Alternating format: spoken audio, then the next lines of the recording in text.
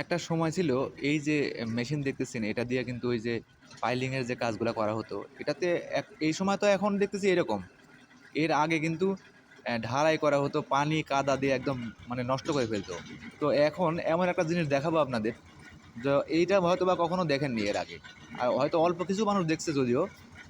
দেখেন এই আগে কিন্তু বাংলা সিস্টেম ছিল, এখন দেখেন এখন হচ্ছে সব ডিজিটাল।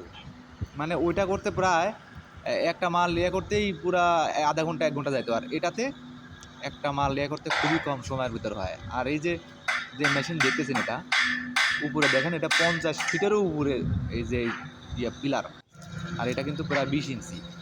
আর এই যে মেশিনটা দেখতেছেন এই মেশিনটা হচ্ছে 600 টন লোড, 600 টন লোড দিয়া এখানে হাওয়ার মাধ্যমে এটা চাপ দিয়া মাটির ভিতরে ঢোকাই দিতেছে।